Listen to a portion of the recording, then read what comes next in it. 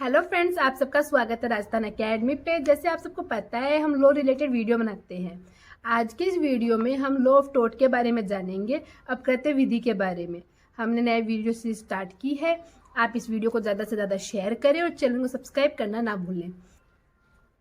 चलो स्टार्ट करते हैं आज का वीडियो। जैसे आप सबको पता है कि अपकृत्य विधि के अंदर सबसे पहले क्वेश्चन आता है कि अपकृत्य विधि क्या है, इसके आवश्यक तत्व क्या है, आप इसके बारे में क्या जानते हैं।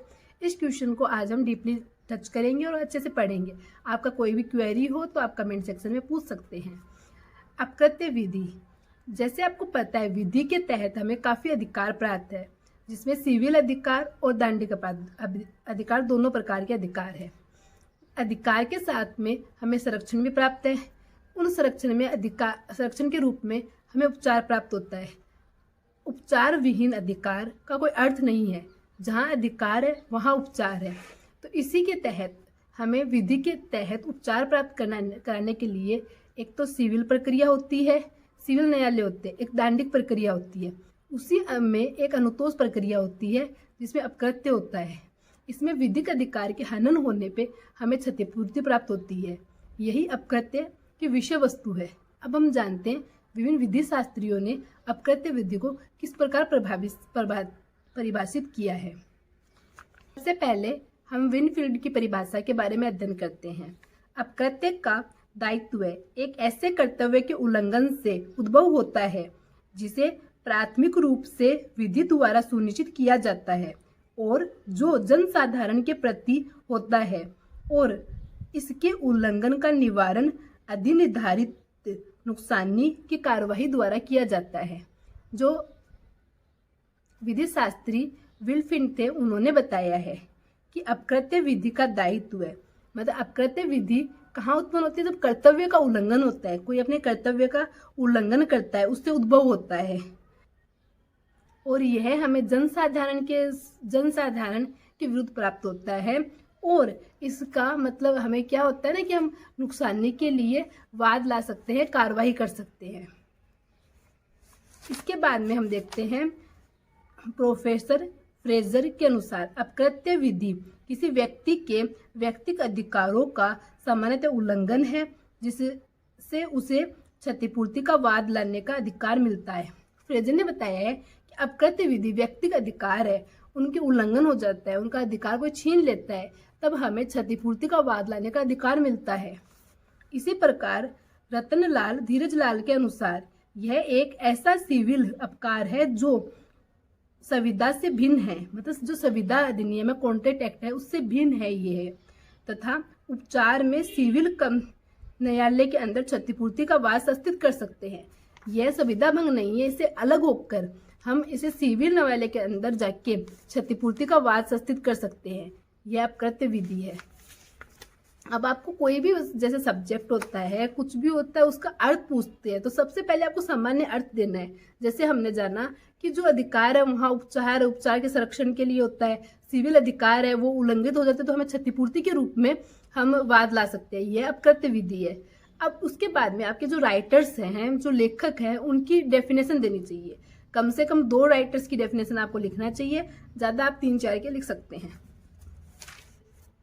फिर उसके बाद में उस डेफिनेशन को अपन ने पढ़ा, उनकी डेफिनेशन लिखी। अब उनकी डेफिनेशन का सार क्या निकला, वो होते हैं उसके आवश्यक तत्व है। तो उसके बाद में हमें उनके आवश्यक तत्व बताने चाहिए। अब जैसे ज़्यादा नंबर का क्वेश्चन होता है तो उन आवश्यक तत्वों को आप एक्सप्लेन कर सकते हो, और यदि वही कम नंबर का क्वेश्चन है तो आप उनको आवश्यक तत्वों को लिख के छोड़ सकते हो। बट आपको ये हमेशा करना चाहिए कि आपको सामान्य अर्थ बताना चाहिए, फिर डेफिनेशन लिखनी चाहिए, उसके बाद में आवश्यक तत्व लिखने चाहिए। दोषपूर्वक कार्य किया जाना अपकृत्य विधि का सबसे महत्वपूर्ण आवश्यक तत्व है कि दोषपूर्वक कार्य किया जाना। दोषपूर्वक कार्य किया जाना, जैसे हमें जो भी कोई व्यक्ति है अपने कर्तव्य का पालन नहीं करता, अपने कर्तव्य का उल्लंघन करता है, या किसी व्यक्ति को जो अधिकार मिले हुए हैं उन अधिकारों पर अतिक्रमण करता है, उनका उल्लंघन करता है, तो वो दोषपूर्वक कार्य होते हैं। अब ये दोषपूर्वक कार्य विधिक अधिकार के विरुद्ध होने चाहिए। किसी व्यक्ति को जो विधिक अधिकार मिल रखे हैं उसके विरुद्ध कोई दोषपूर्वक कार्य किया जाता है तो हम मतलब अपकृत्य के अंतर्गत आता है।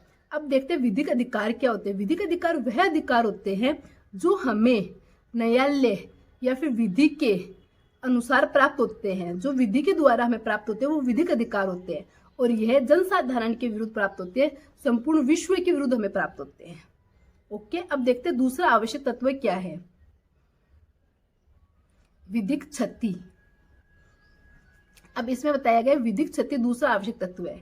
इसमें आर्थिक क्षति की बात नहीं की गई, विधिक क्षति के बारे में बात की गई है। अब विधिक क्षति, जैसे हम जानते हैं आर्थिक क्षति नहीं होती है, विधिक क्षति विधिक अधिकारों के उल्लंघन से उत्पन्न होती है। अब विधिक अधिकारों के उल्लंघन से हमें कोई आर्थिक या वास्तविक क्षति होना आवश्यक नहीं है, बस हमारे विधिक अधिकार छीने जाते हैं तो वो विधिक क्षति होती है। ये बिना हानि के क्षति के सूत्र पे आधारित है। ठीक है, अब इसमें एक केस भी है जो है एसबी बनाम वाइट्स। एसबी बनाम वाइट्स केस के अंदर भी यही बताया गया है कि उसके विधिक अधिकार का हनन हुआ है, उससे कोई आर्थिक क्षति नहीं हुई है, उसको ना किसी प्रकार की वास्तविक क्षति हुई है, पर उसका विधिक अधिकार छीना गया है, तो वो क्षतिपूर्ति प्राप्त करने का हकदार है। तीसरा आवश्यक तत्व है नुकसानी के लिए वाद लाने का अधिकार। जब भी किसी व्यक्ति के विधिक अधिकार का हनन हो जाता है, उसे किसी प्रकार का नुकसान पहुंचता है, तो वह उसके विरुद्ध वाद लाने का अधिकार रखता है। विधि का तीसरा आवश्यक तत्व है कि वाद लाने का अधिकार। इसमें बताया गया जहां अधिकार है वहां उपचार है। अधिकार का हमारा हनन हुआ है तो हमें उपचार के रूप में क्षतिपूर्ति के लिए वाद लाने का अधिकार है, नुकसानी के लिए वाद लाने का अधिकार है। अब इसमें जो हमने पिछला वो देखा था केस लो, वही केस लो इसमें भी होता है। हम लिख सकते हैं एसबी बनाम वाइट्स। इसके अंदर न्यायाधीश ने कहा था किसी व्यक्ति के क्षति पहुंची है, मतलब उसे विधिक अधिकार का हनन हुआ है, विधिक हानि हुई है, उससे हनन हुआ है, तो आप वो वाद लाने का हकदार है, चाहे उसे आर्थिक हानि ना हो। अब देखो हम लोग इस केस के बारे में पढ़ लेते हैं साथ में, इन शॉर्ट में। अलग से आप कहोगे तो मैं केस का अलग से वीडियो दे दूंगी, बट अभी हम इसको शॉर्टकट में पढ़ लेते हैं। एसबी बनाम वाइट्स में है, जो वादी होता है उसका वोटर लिस्ट में नाम नहीं लिखा जाता है, उसको वोट नहीं दिया जाता है किसी कारणवश, तो प्रतिवादी है वो, मतलब प्रतिवादी अच्छे से मत से जीत जाता है, बट वो उसके खिलाफ केस लेके आता है कि आपने मेरे विधिक अधिकार का हनन किया है। हाँ, मेरे वोट से आपको कोई फर्क नहीं पड़ता, आप उतने ही अधिक वोट से जीतते हो, आपकी ही जीत होती है, बट मेरे तो विधिक अधिकार छीना है, मेरा वोट देना विधिक अधिकार है, उसका आपने हनन किया है। तो न्यायालय ने बोला कि हाँ ये सही बोल रहा है, इसके विधिक अधिकार का हनन हुआ है, तो इसे क्षतिपूर्ति प्राप्त होनी चाहिए। इस प्रकार एसबी बनाम वाइट में बताया गया है कि विधिक अधिकार के हनन पे चाहे आपको वास्तविक में कोई क्षति नहीं हो, पर फिर भी आप क्षतिपूर्ति प्राप्त करने के अधिकारी हैं। इस प्रकार हमने 3 आवश्यक तत्व देखे: दोषपूर्वक कार्य किया जाना, विधिक क्षति होना और नुकसानी के लिए वाद लाना। अब जैसे ये क्वेश्चन आता है, सबसे पहले हम लिखेंगे कि अपकृत्य विधि का अर्थ, फिर उसके बाद में बताएंगे अधिकार वो कर्तव्य वाली चीज, सिंपल डेफिनेशन जो भी आपको याद हो, जो भी आपको हो, फिर उसके बाद में हम 3 राइटर्स की डेफिनेशन लिखेंगे, फिर उसके बाद में इसके आवश्यक तत्व लिखेंगे, उसमें 3 आवश्यक तत्वों को एक्सप्लेन करेंगे, साथ में एग्जाम्पल हम देंगे। जो हमारा केस है एसबी बनाम वाइट्स का, उसका हम एग्जाम्पल देके समझाएंगे। Thank you for watching. Next video में मिलते हैं आपसे।